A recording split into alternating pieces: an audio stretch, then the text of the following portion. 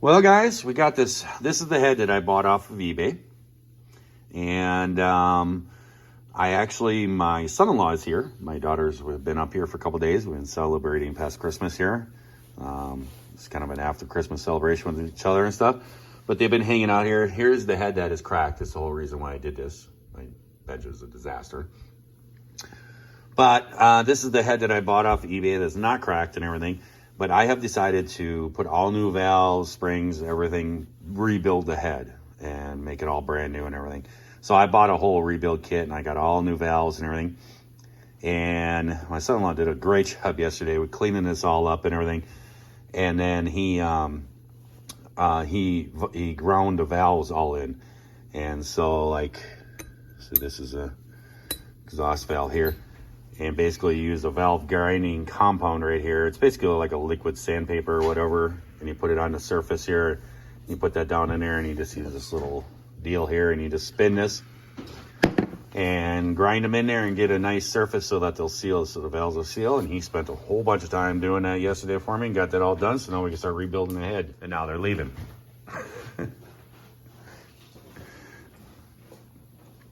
They're getting ready to leave.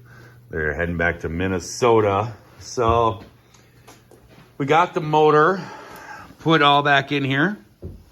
It's all set up in here. And while he did all that stuff for me yesterday, I sat here and just started putting all stuff back in there. Putting a brand new radiator here. This is a new throttle body. The throttle position sensor, I think, was bad on this thing. I've noticed a few different times that it's been an issue with it. It's kind of spit and sputter and stuff. And I've done some research and I think it's that. I've actually ordered one. Hopefully it comes in today, maybe tomorrow. But the goal today is to get the head put on here. The piston is in, the cylinder's on there and everything. The motor is all mounted in there. And a lot of the different stuff, I have it all kind of rigged up, ready to go. And been working on that. And so I'm going to try to get that on there today. And hopefully by the end of today, I'm going to be able to start it. This is Sean's bike. He drove mine last year and loved it. So this summer he went on and bought himself a dirt bike, and then he bought this snow bike kit. This is a 120 LE from Timber Sled. I have a 137 Mountain Horse, mine is called, and his is the 120 LE. It's a little bit shorter, but he brought it over last night. He picked up a snowmobile. We got his snowmobile all done. And he picked that up and he brought this over and we worked on it and stuff.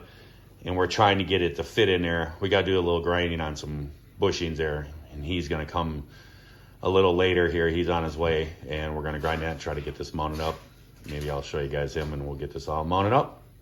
All right, guys, we are finishing putting this. We're going to assemble this head. Putting the valve seals in. These are the valve seals right here.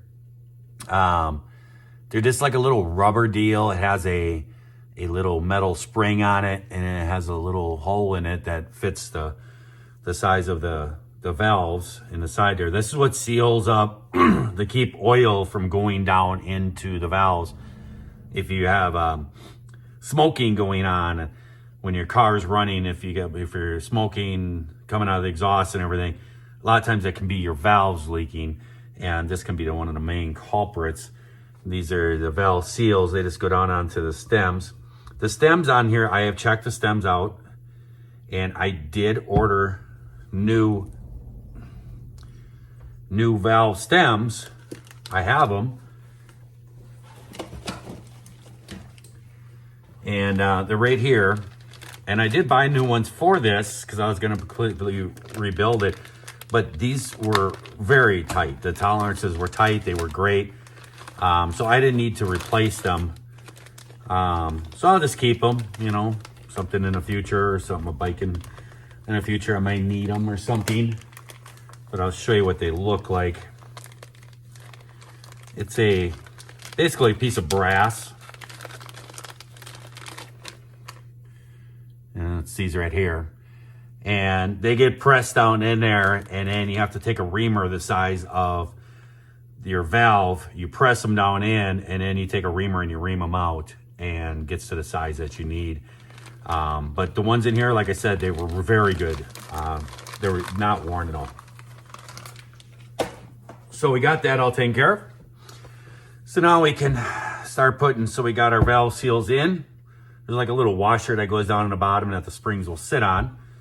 So we got that taken care of. So now we can start putting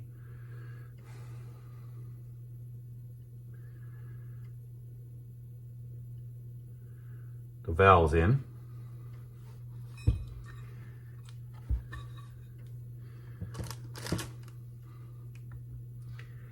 We're just gonna lube things up.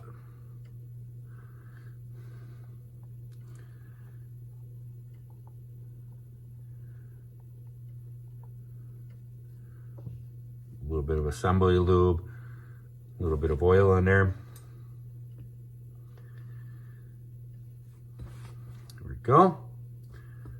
Press that in. You can feel it hit the new seal. You want to make sure that you don't push the valve seal out.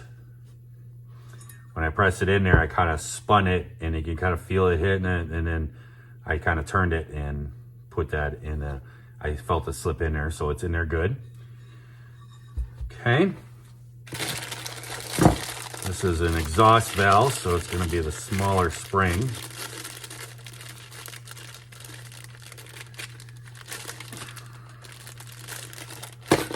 So these are our springs right here for this one. We just set that down on there. And then I got this tool, this spring compressor. So we have that one. There was the other one I used. What did I do with it? So they come with, my kit comes with all different ones of these. And they fit on the inside. These little retainers, they sit inside there in a groove like that. And then you put that on a compressor, and that can't come off of there. And it's going to compress the spring. That's gonna let us put our keepers in. So, where's my spring compressor? Here it is. I'm losing my mind here.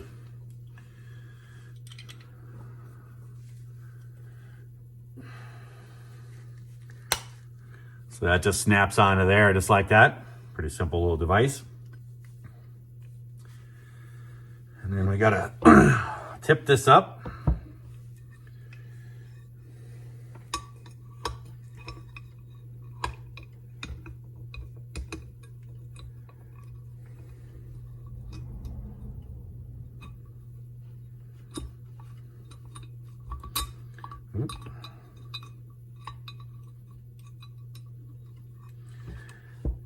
That sits just like so. And then you screw the other end against the bottom of the valve. You want to make sure everything's lined up. You just start tightening it down.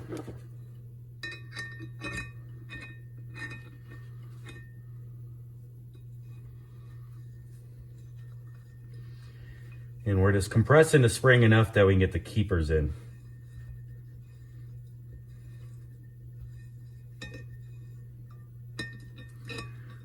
Good. I'm gonna try to show it to you there. See how it springs that, puts that retainer in there. And then the little keepers, and this is the part that you gotta be real careful, and you wanna make sure they get into the groove. So if you don't get one of these in right, you can drop a valve and then the piston will come up and hit it, and that's all she wrote, folks. Motor goes boom. This is a very old way they do it.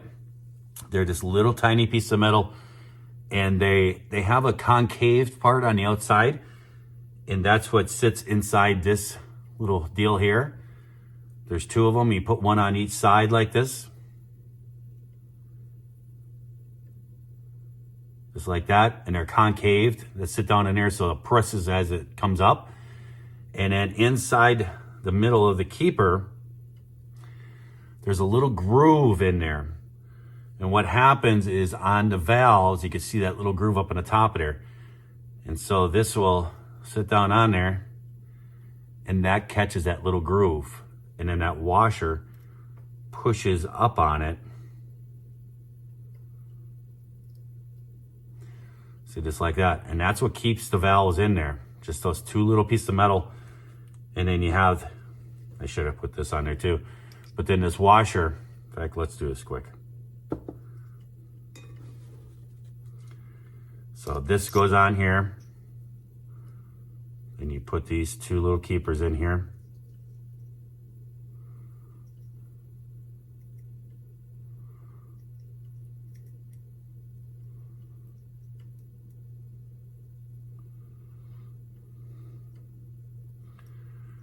It can be a little tricky to get in there, right? You got to do this. That's why you got that special spring compressor that gives you that cutaway that you can get that in there. And then when it pops up, oops, I had it.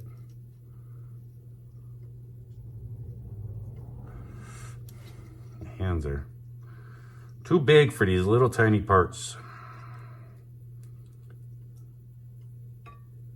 So, let's try to get this other one in there.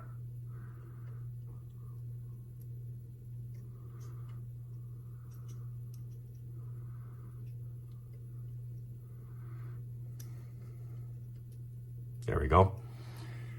And then see, the spring pushes up on it, and see those catch that little tab there, and that's what keeps it from coming off.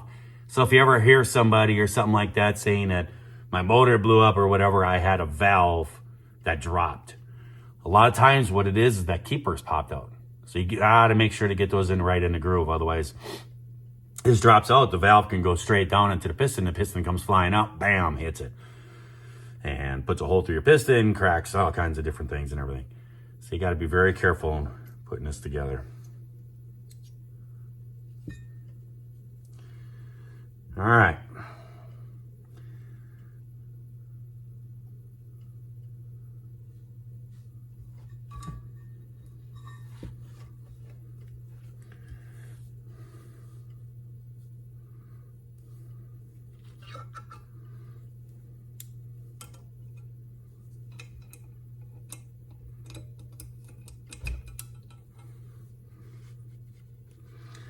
Maybe my little needle nose be better.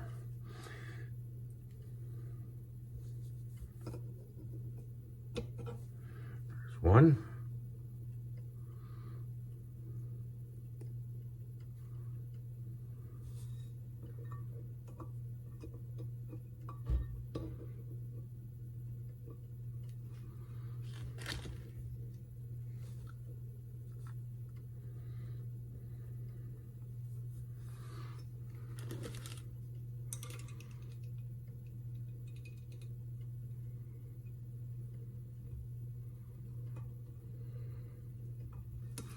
Oops.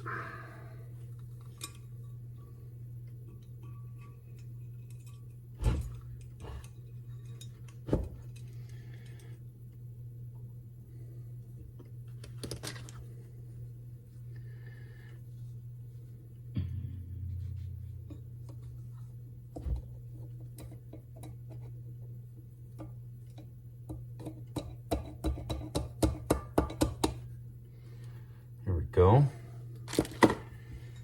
Should be in there. Let's give it a try. So then you release your spring, compression tool, and that's going to come up.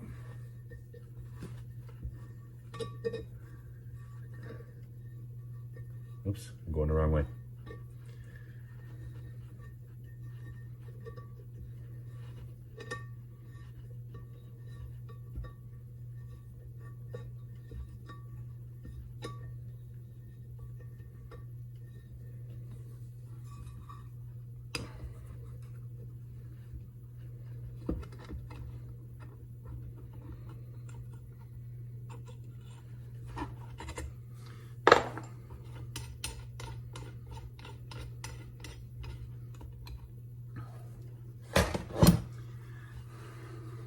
Okay, so we just want to make sure that it's in there and kind of spring them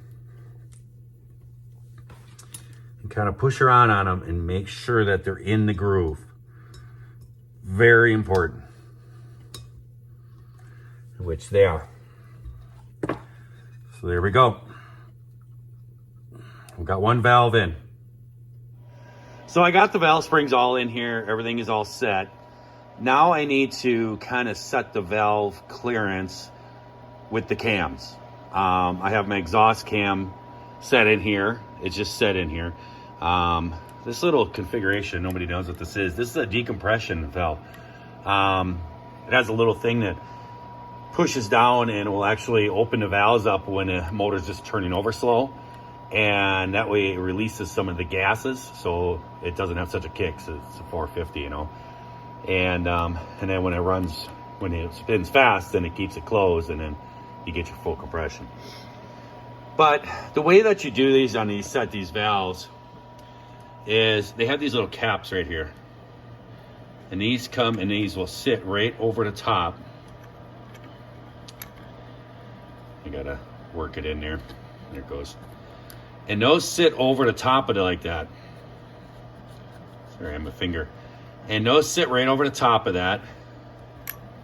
And then what happens is you put these little shims like this, and you put these on top of here.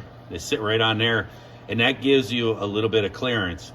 And what I have is I have a whole complete shim kit with all the different sizes. If I can get this open.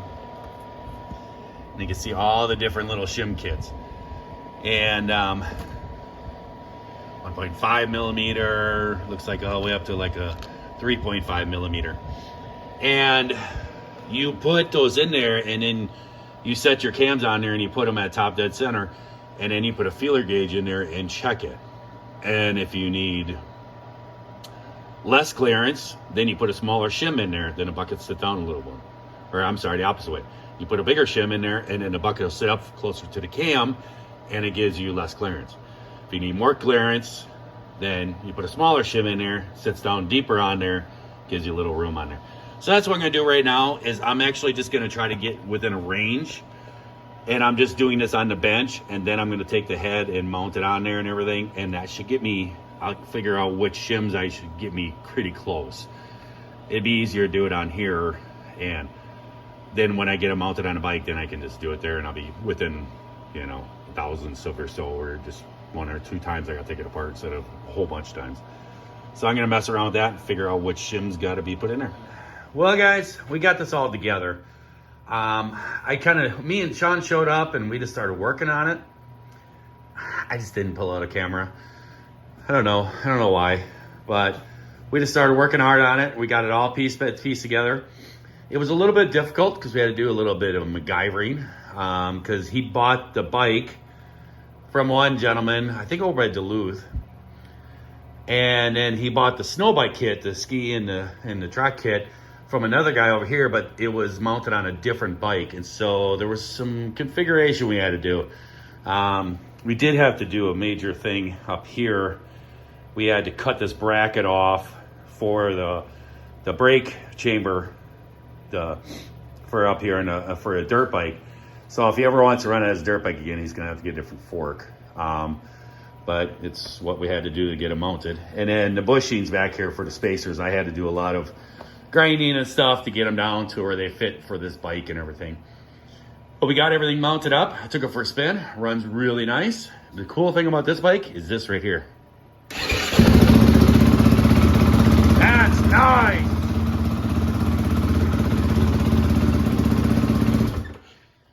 No trying to kickstart it and having issues. So you just push the button and start. But the other thing is, though, if you're out in the woods and cold and let's say crack up, lay it over or whatever, the engine dies. And if your battery, if it doesn't start and your battery goes dead, then you kind of messed up because there is no kickstart, the secondary starting thing. So I told him what he needs to do is he needs to have like a pack, a jump pack, a little jump pack he needs to carry along with him and stuff. So if it happens out there, you can hook up a jump pack and then just jump start it and give it a little more juice and get it running. So yeah, so this thing's pretty cool. So now I'm gonna get back to mine and get mine finished. Well, it's all put together. It's been a long time since I had this thing apart and trying to figure out where everything goes and all the pieces and parts and everything. It was quite the job, but it's all back in there. I just got done filling antifreeze. I just put oil in it a little while ago and put some gas in it. I got the antifreeze overfilled a little bit, it's dripping. But she is ready to try to fire. So I got it all up. The plastic is all gooey. I got to clean all that up. And I'm going to put stickers on it. But I got to go get my kicking boots on.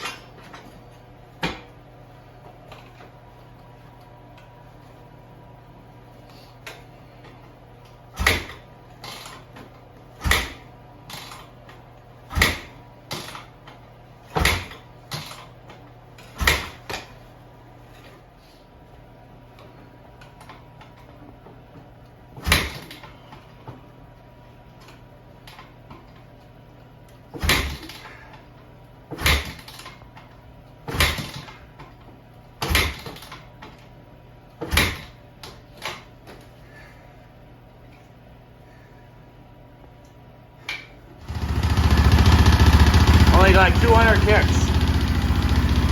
I'm just letting it idle for a little bit to work everything in. I'm gonna shut it down in a minute.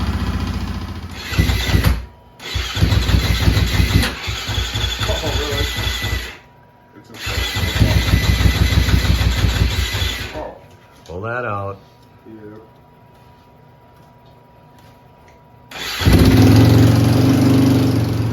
Well, guys, there it is. It's all completed.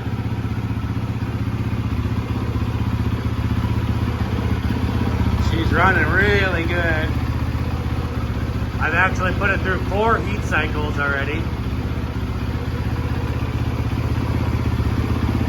Sounds really good though.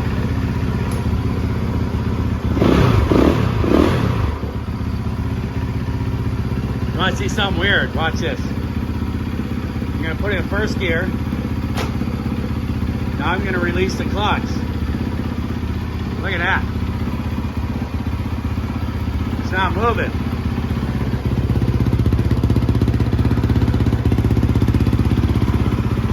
If I give it just some gas, I'm just standing inside. I give it just a little bit of gas. See how it engages? That's that Recluse clutch that I put in there. Let me put it back in neutral quick. When I start it up, I know it's in neutral.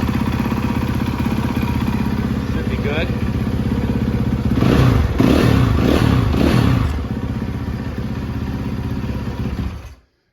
So basically, what that Recluse does is it kind of makes it like a difficult clutch. If you guys maybe have ever owned like a mini bike or something like that, you know, and then when you give it gas, it goes. It does the same thing. Now, I can still operate it like a normal clutch. I pull in the clutch, I can still shift and everything like a normal clutch. But if I sit and just idle, it will not engage the clutch. And then as soon as I give it gas, then it'll take off. And the main reason why that's so good on a snow bike, I drove one last year and a guy had one and I drove it and I was like, wow, what a difference. There's a lot of times when you're going out in the woods, you're out in the snow or something, you run into a situation real fast. Maybe you hit a stump. Maybe you get into a really tight situation or something. Trying to grab that clutch in time to stop it, balance the machine, you know, in snow and stuff, you got to like dig the track down a little bit. You know, there's a lot of things that go on to stopping it. And the thing is that if you just have to stop all of a sudden, hit the brakes and stop and missing something, the bike won't die. And that's a big thing, especially when you're out in really cold weather and everything else. And if you tip it over or something like that, then the track won't sit there and spin, but it'll sit there and idle. And it will just continue to run. It'll be a lot better. I rode that guy's last year and it just was night and day difference. So I got one and I installed it on this bike and this bike is ready to go. So I stuck all the stickers of all the different stuff on there. You know, stickers make things go faster, you know that. But if anybody asks what it is, well, it's blue, so I think they should be able to figure out it's a Yamaha. But I can always do like a NASCAR thing. It's AZ Quad, Pivot Works, Cylinder Works, Hot Rod, Cranks and Rods, Climb, PJY Tech, 509, Wisco, Hot Cams, Vertex Seals, All Balls Racing, and I got 509 and that. And it'd be like NASCAR. I can recite all the stuff off. I just had all these stickers. I thought, why not put it on there? And look what John gave me this sticker a long time ago. I found a place for it. I did that because I run 91 in this thing, and I always run 91. It's, you know, top gasoline, and I run that in here. Always do that in snowmobiles and ATVs, stuff like that. Always run the higher octane gas in them and stuff. It just makes them run better, and they're high performance machines and everything. So, but yeah, so 91's a little expensive, especially up here. So there we go. The machine is all done. It's all greased. It's all lubed up. It is ready to go. Snow conditions, not the greatest. And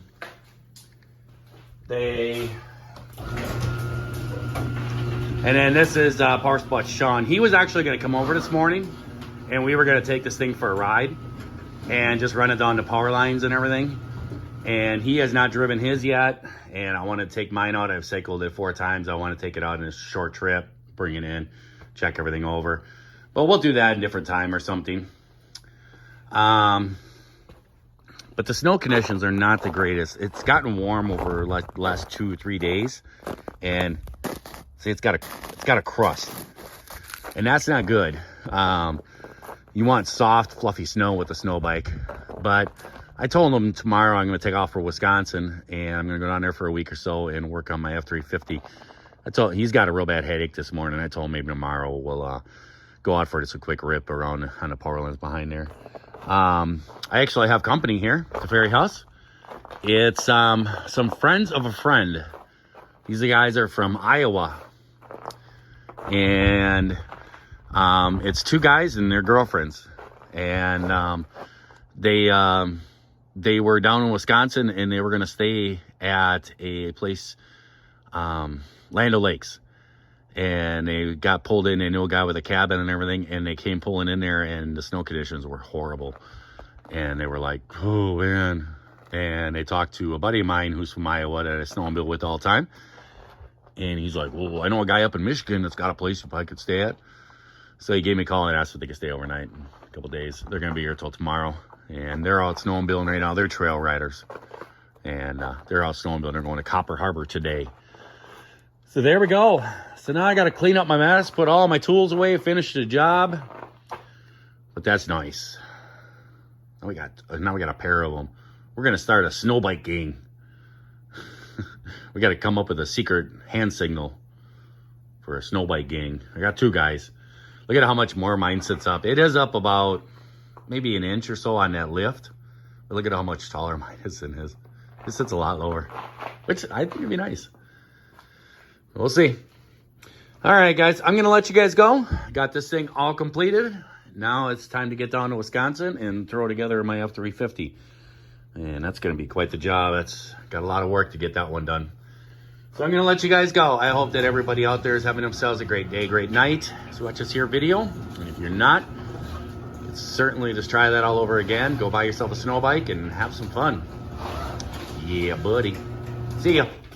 So here is our pair of snow bikes all built up. And the other guy, a friend of mine, his name is Power Sport Sean. You can find him actually on Facebook if you want to check him out. Got them both built, all ready to go. And we came up with our gang is going to be called the Snowflakes. He says we got to get patches for our snowmobile suits and we can get tattoos. I said that doesn't sound very tough. Then we went on out for a little bit of ride back into power lines and fields and stuff. We played around. I actually ended up with a bolt that is that you pull out to check the oil pressure, to make sure you have oil pressure. It came loose and it fell out, and I actually caught it real quick and Sean ran back and got me some new bolts. I put a new bolt in there, dumped more oil in there, caught it in time. Everything was good. But then we ran out into this field out behind my house here, just playing around. And this is where the aspect of the electric start comes into play, and not having a jump pack. He did not buy jump pack yet. And he was way back in there, and he actually ran in his tree and laid it over and flooded it and could not get it to start before the battery went dead. So I actually had to go back there with a snowmobile and hook up a tow strap to him and then pull him out. And that is tricky on a snow bike. But once we got him out into the open, I actually told him put it in like third gear and just hold the clutch in, and I got him going, and he was able to hold his balance, got him going, and then he popped the clutch and actually got it started, and we unhooked it and he made it back. But then I had another issue with my bike happen, and what happened is one of the keepers, actually on the one that I videoed putting that keepers in, one of the keepers popped out. I guess I did not get it in there right, did not get it in there far enough, and it popped out on this field, and it started running really bad. I made it back to the road, the edge of the road, and I left it there, and we came back and got it with the truck, and I brought it back that night, and I was like so upset. I had no compression. I was like, what's going on here? I tore the whole motor apart. Piston looked great. Everything looked fine. Cylinder looked fine. And I actually went home, and the next morning I came back over and I started investigating, and I found one of the intake keepers came out, and it pushed up on the bucket, which made the cam hold the intake down just a little bit, and was releasing all the compression out. And I put a new keeper in there, got it all set up, all good and everything. I put everything back together and fired it up, and it is running fine, running great now. And just, I was so glad I caught it in time, didn't do no damage, no valve hit, no piston. But now the bikes are ready to rock and roll, so we are ready for the winter. So yeehaw. It's running again. I gotta put the seat and the plastic back on, but he's running.